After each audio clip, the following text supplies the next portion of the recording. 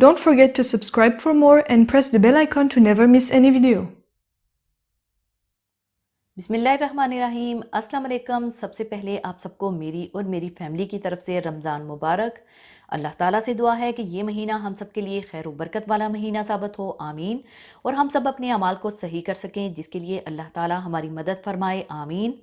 और रमज़ान की ये ख़ास रेसिपी आज मैं अपने भांजे फैसल हनीफ़, जो कि आज़ाद कश्मीर कोटली में रहते हैं, उनके लिए बना रही हूँ। तो फैसल बेटा, आप इस रेसिपी को ज़रूर ट्राई कीजिएगा। तो आज मैं आपको बनाना सिखाऊंगी दही बूंदी चाट। तो इसको बनाने के लिए मैं ले रही हूँ दही आधा किलो, उबले हुए चने 2 कप, 2 अदद आलू काट कर उबाल लीजिएगा, 1 अदद टमाटर काट लीजिएगा, 1 अदद प्याज काट कर रख लीजिएगा, थोड़ा सा कटा हुआ हरा धनिया, थोड़ा सा कटा हुआ पुदीना, 2 अदद बारीक कटी हुई हरी मिर्चें, कुटी लाल मिर्चें half tea spoon, chaat masala 1 table spoon, नमक हस्बे ज़रूरत, भुना हुआ सफ़ेद ज़ीरा 1 टीस्पून, हाफ कप दूध दही में डालने के लिए, और बूंदियाँ ले लीजिएगा 1 कप, जो कि पिछली वीडियो में मैं आपको बनाना सिखा चुकी हूँ, पहले से बनाकर रख लीजिएगा। और थोड़ी सी पापड़ी ले लीजिएगा आखिर में ऊपर डालने के लिए, और पापड़ी बनाना भी मैं आपको सिखा चुकी हूँ, आप वो भी पहले बनाकर रख लीजिएगा। तो सबसे पहले आप दही में दूध मिला लें और इसमें बूंदियाँ मिला लीजिएगा।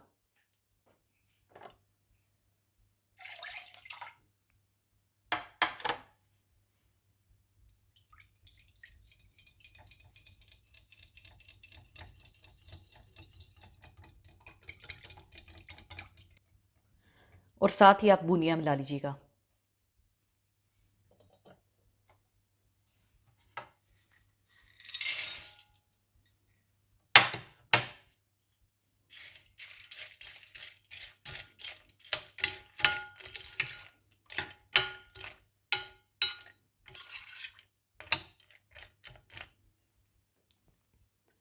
और अब अगर आप इन बूंदियों को ज़रा भिगोकर थोड़ी देर रखना चाहते हैं, तो आप इसे कुछ देर के लिए इसे ऐसे ही दूध और दही के मिक्सचर में भिगोकर रख दीजिएगा।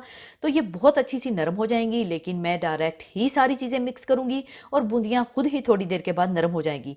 तो इसके बाद इसमें डालने चने,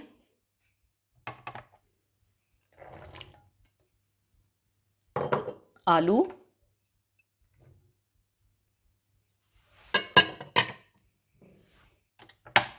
टमाटर, प्याज,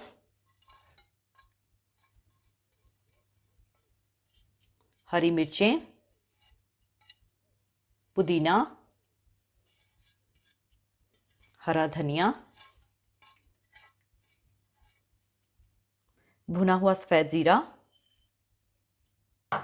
चाट मसाला, कुटी लाल मिर्चें, और नमक डालकर अच्छी तरह से मिला लें।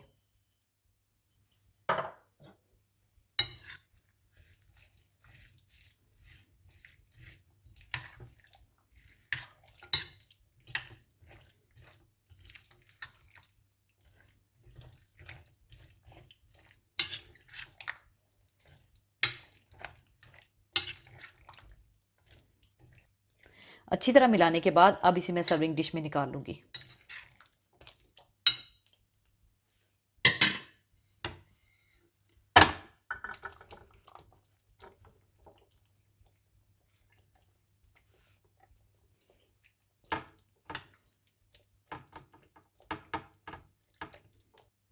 और ऊपर डाल दीजिएगा चाट मसाला,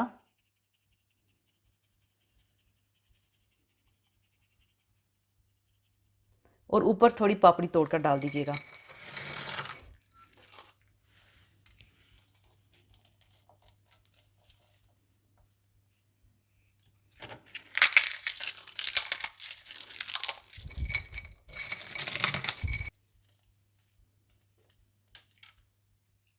और ऊपर डाल दीजिएगा थोड़ा हरा धनिया,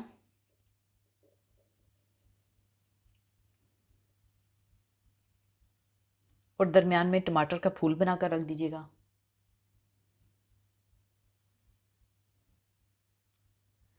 लीजिए, बहुत मज़ेदार दही बूंदी चाट तैयार है। आप चाहें तो इसे इमली की चटनी के साथ भी सर्व कर सकते हैं। तो ज़रूर ट्राई कीजिएगा और मुझे अपनी दुआओं में याद रखिएगा। और जाने से पहले एक हदीस पाक शेयर करना चाहूँगी। हदीस पाक इस तरह से है, हज़रत अबू हुरैरा रज़ियल्लाहु ताला अन्हो से रवायत है कि रसूलुल्लाह सल्लल्लाहु अलैहि वसल्लम ने इरशाद फरमाया कि जिस शख्स ने रोज़े की हालत में झूठ बोलना और इस पर अमल करना ना छोड़ा तो अल्लाह को इसकी कुछ ज़रूरत नहीं कि वो रोज़ा रख कर अपना खाना पीना छोड़ दे। तकवा और परहेज़गारी हासिल करने में रोज़े को बहुत दखल है, क्योंकि रोज़े से इंसान के लिए ख्वाहिशात नफसानी को काबू रखने का वस्फ़ पैदा होता है, जो कि तकवा की बुनियाद है। फितरत का तकाजा ये है कि इंसान की अकल को इसके नफ्स पर हमेशा गलबा रहे, लेकिन बाज़ औक़ात बुशरा तकाज़ों की वजह से इसका नफ्स इसकी अकल पर मुसल्लत हो जाता है। इसलिए दीन इस्लाम में इस्लाह बातन और पाकीज़गी क़ल्ब के लिए रोज़े को फ़र्ज़ करार दिया गया है और इसको दीन के असूल से ठहराया गया है। इससे ये बात अयां होती है कि रमज़ानुल मुबारक के महीने में एक ख़ास मकसद इंसान के अंदर इस्लाम, ईमान, अमन और सलामती के एहसासात को उभारना है। इस माह मुक़द्दस में इंसान रोज़े के तरबियती औक़ात से ख़ुद को गुजार कर अपने अंदर रूहानी नफ्सियात और इंसानी कैफियत को उभारता है और वो अपने आप को इस काबिल बनाता है कि इस साल भर अल्लाह ताला की मखलूक़ात के साथ इसका ईमानी और इस्लामी ताल्लुक़ मज़बूत रहे। अगर वाकई हमने हक़ के सौम अदा कर लिया तो फिर अल्लाह ताला की बेशुमार खुशनुदियाँ हासिल कर सकते हैं, वरना ऐसे रोज़े के हकीकी मफाद से महरूम रह जाएंगे। कामिल रोज़ेदार तो वही है जिसने कुरान और हदीस के अहकाम व अतात का पट्टा अपने गले में डालकर पूरी वफ़ादारी के साथ रोज़ा रखा। हम सबको अहद करना चाहिए कि हम इन रोज़ों में अपने आप को संवारने की कोशिश करेंगे और गफलत व शुआरी से बाज़ आ जाएं।